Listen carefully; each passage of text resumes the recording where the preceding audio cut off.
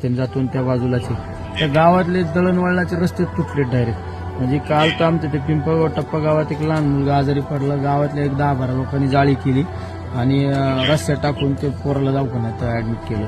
अशा वाड्या वस्त्या. तर आपल्याला आपत्ती व्यवस्थापन मध्येच काहीतरी हे करावं लागणार आहे. कारण आता बऱ्याच ठिकाणी गेल्यानंतर लोकांचं काय म्हणणं आहे, तर तुम्ही तुमच्या निधीतून करून देता. आम्हाला मग भावनिकतेने वाटतं ठीक आहे आम्ही 20-25 लाख रुपये टाकून करून देऊ, पण ते आम्हाला या सगळ्या प्रोसेसला 6 महिने लागत. तर आपल्याला या सगळ्या ही आपत्ती झाली त्यामधून आपल्याला हे सगळं करावं लागणार आहे.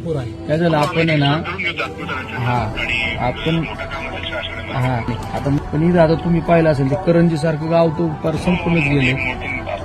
लोकांचे घरं बिरं सगळं. आपल्याला तात्काळ आता काही डिपार्टमेंटचे लोक अजून गेले सुद्धा नाही त्या रस्त्यांवर. आता पिंपळगाव टप्पागाव 3 दिवस झाले त्यांचा इकडला रस्त्याचा संपर्क नाही, तरी अजून यंत्रणाच नाही गेली. आता मी तहसीलदारांशी बोललो.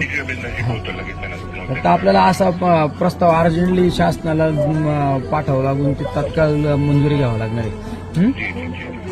मी पण आता आम्हाला ज्या ज्या ठिकाणी अशा काही सूचना आहेत तुम्हाला मी माझे पत्र पण देतो. ज्या तुमच्या निदर्शनात काही गोष्टी आलेल्या आमच्या काय तुमच्या प्रशासनाकडून आलेल्या आपल्याला तात्काळ करावं लागणार आहे. Okay sir, okay thank you.